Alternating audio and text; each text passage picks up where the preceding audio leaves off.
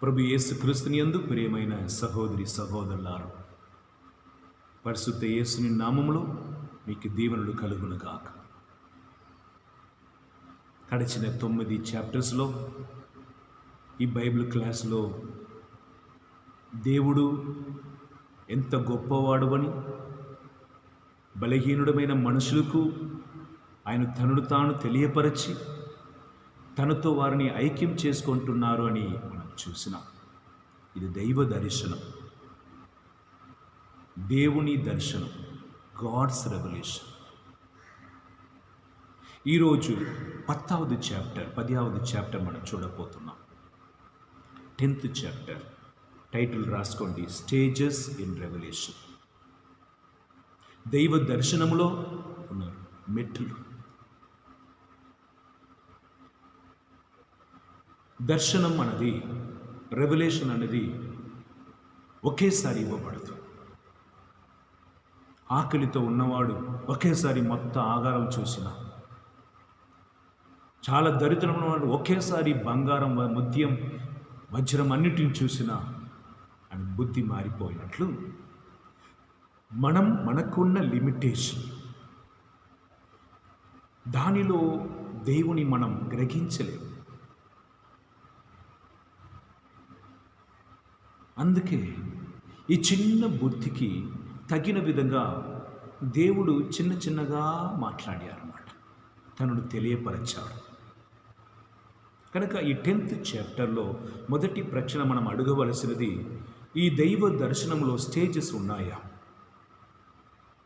మార్గాలు ఉన్నాయా అని అడిగిన అవును.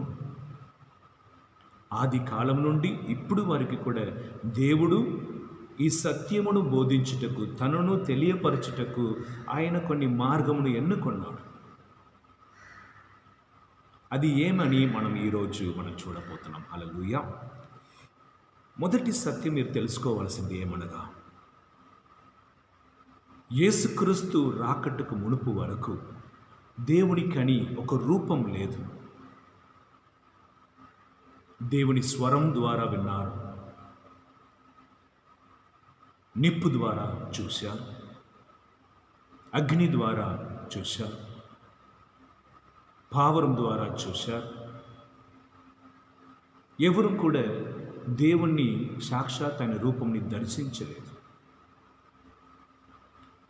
కానీ యేసు ప్రభులో సంపూర్ణమైన దైవ దర్శనం మనకు దొరికింది. యేసుని చూసిన వాడు తండ్రిని చూసినట్లే. ఈ యేసు ప్రభులో తండ్రిని కూర్చిన పరమ రహస్యం మనకు తెలియపరచబడినది. తండ్రి ఎట్లాంటి వాడు అని యేసులోనే మనం తెలుసుకోగలం.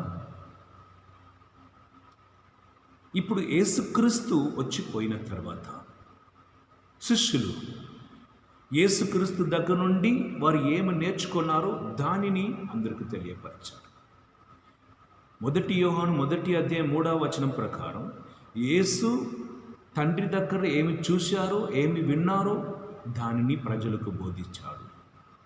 ఇప్పుడు శిష్యులు యేసు దగ్గర నుండి ఏమి విన్నారో, చూశారో దాన్ని బోధిస్తున్నాడు. స్టేజెస్. ఇప్పుడు యేసుక్రీస్తు అపోస్తుల తర్వాత సంఘ పెద్దవాళ్ళు, బిషప్స్ ద్వారా దేవుడు మాట్లాడుతున్నారు అని మనం తెలుసు. కనుక ఈ మొదటి కార్యం మనం చేసుకోవలసినది, ఈ దర్శనంలో స్టేజెస్ ఉంటాయి. పాత కాలంని మనం పాత నిబంధనని, యేసు ఆయనకు తర్వాత కాలమును నూతన నిబంధనని మనం తెలుసుకొని ఉన్నాం. ఈ పాత కాలం, పాత నిబంధన అని వెంటనే మనకి ఏం గుర్తుకొస్తుంది? ఆదాం, అవ్వా, అబ్రహాం, నోవా అని వస్తుంది. నోవాకు తర్వాత మోసేకి తర్వాత ప్రవక్తలు, యెషయా ప్రవక్త, ఎస్ఐకేల్ ప్రవక్త, యెరెమీయా ప్రవక్త, బారూక్ ప్రవక్త. హల్లెలూయా.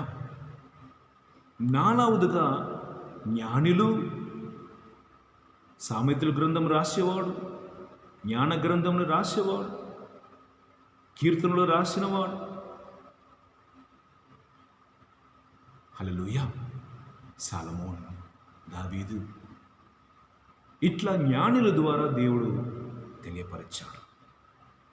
ఇది పాత నిబంధన అని వెంటనే the first thing we are coming to know that God spoke through the patriarchs. Secondly, the Mosaic revelation. The third thing, the revelation through the prophets. The fourth thing, the revelation through the wisdom. Praise the Lord. The second part of the Old Testament లో ఇంతమంది, రెండవది భాగంలో యేసుక్రీస్తుకు తర్వాత శిష్యులు, యేసుకు తర్వాత శిష్యులకు తర్వాత బిషప్. పాత కాలములో ప్యాట్రియార్క్స్, మోసే, ప్రవక్తులు, జ్ఞానులు అన్నట్లుగా నూతన నిబంధనలో యోహాను స్నాపకుడు, యేసు ప్రభు, శిష్యులు, తర్వాత బిషప్. ఇది రెవల్యూషన్లో దేవుడు ఏర్పాటు చేసిన విధానం. హల్లెలూయా. ఇప్పుడు శిష్యులు పోయిన తర్వాత స్టేజెస్ ఉన్నాయా? ఉన్నాయి. మొట్టమొదటిగా అపోస్తులు వారు కాపాడిన దేవుని వాక్కుని, దర్శనమును సంఘ పెద్దవాళ్ళకి అనగా బిషప్స్కి అర్పించిపోయాడు. They handed over the revelation, the gospel to the bishops. మన పోపు, మన బిషప్ గారు అందరూ కూడా అధికారం పొందినవాడు. దేవుని అధికారం వలన ప్రకటన చేస్తారు. ఇది నిజమని, ఇది దర్శనమని.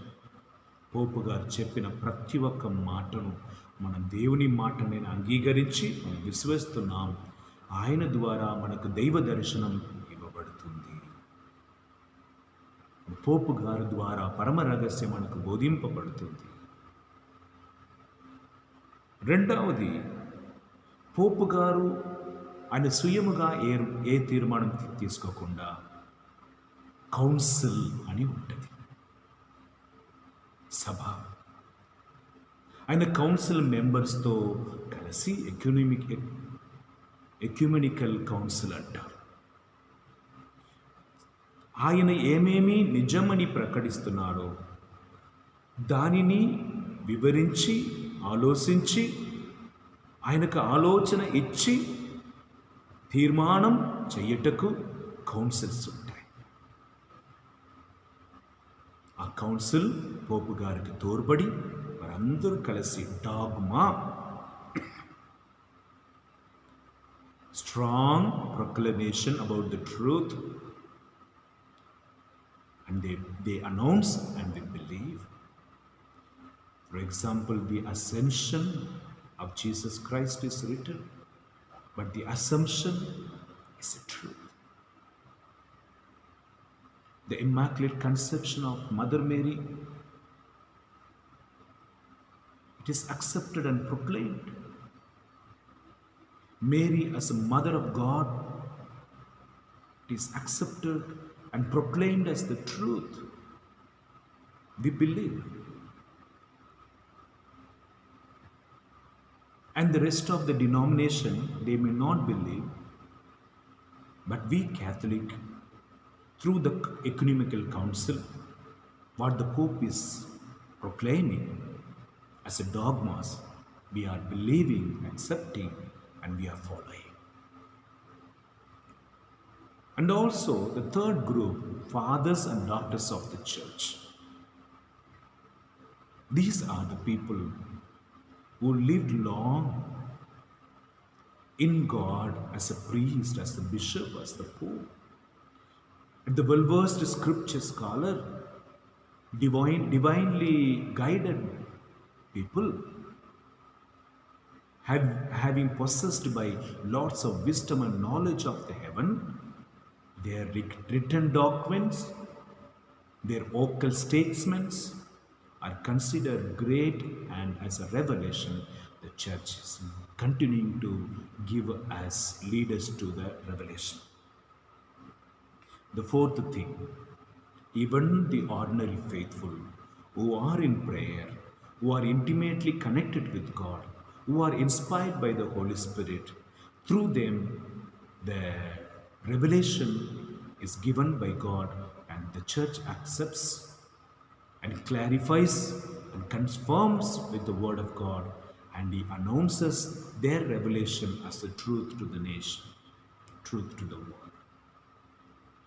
Hallelujah. In short, I explained. The 10th chapter is stages in revelation. దైవ దర్శనములో ఉన్న మెట్టులు. డివిజన్స్ ఉన్నాయా? ఉన్నాయి. ఎలా? యేసుప్రభు వచ్చినంత వరకు, యేసుప్రభు తర్వాత అపోస్తులు తర్వాత, అబ్రహాము నుండి యేసు వరకు ఓల్డ్ టెస్టమెంట్, యేసు నుండి అపోస్తుల వరకు న్యూ టెస్టమెంట్, నూతన నిబంధన. ఈ అపోస్తుల కాలం ముగించి ఇప్పుడు bishops, ecumenical council, fathers and doctors of the church, and we the faithful, and these are the 4 stages in the New Testament. Hallelujah. Hallelujah. Praise the Lord. So in Old Testament there were 4 stages, through the patriarch, through the Moses, through the prophets, through the wisdom wise people. In New Testament, through the bishops, the Pope, and secondly through the council, ecumenical council, and thirdly through the fathers and doctors of the church, and fourthly the holy people, the faithful, who are united with God so closely, through whom even now the Holy Spirit is speaking and revealing the things. Hallelujah. My dear brothers and sisters, so in this 10th chapter, as we saw the stages in the revelation, God gradually revealing himself, revealing the truth about him and about the revelation about the heaven. In this chapter, this is the thing as explained. Arthamainda? If you have any doubt, you can call me and you can clarify the doubt. Only one thing, there are stages in the revelation. దేవుడు తను తెలియపరచడంలో stages ఉన్నాయి. ఒకే రోజున కాదు, అది in the history, చరిత్రంలో చిన్న చిన్నగా మనకు బోధింపబడుతుంది అని మనం నేర్చుకున్నాం. హల్లెలూయా. దీన్ని మీరు శ్రద్ధ వహించి రాసుకోవాలి. రాసిన తప్ప మీకు అర్థం అవదు. డైరీ పెన్ తీసుకొని దీన్ని మీరు రాసుకోవాలి. 3 పాయింట్ చివరిగా నేను చెప్పి ముగిస్తాను. రెవల్యూషన్లో స్టేజెస్ ఉంటాయా? యేసుక్రీస్తు వచ్చి తండ్రి దేవుని మనకు చూపిస్తున్న వరకు ఒక స్టేజ్. యేసు ప్రభువే తండ్రిలో ఉన్నవాడే, తండ్రిగా ఉన్నవాడు ఆయన ఎరిగిన తర్వాత అపోస్తుల ద్వారా మనకు తెలియపరచబడిన రహస్యం. దీనిని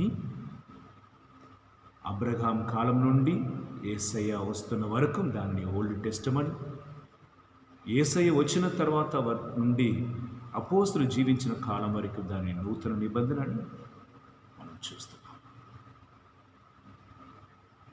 ఓల్డ్ టెస్టమెంట్లో 4 స్టేజెస్లో రహస్యం, దైవ దర్శనం మనకి ఇవ్వబడింది. మొదటిగా అది మన తండ్రుల ద్వారా, రెండవది మోసే ప్రవక్త ద్వారా, మూడవది ప్రవక్తల ద్వారా, నాలుగవది జ్ఞానుల ద్వారా. రెండవది భాగం అపోస్తుల తర్వాత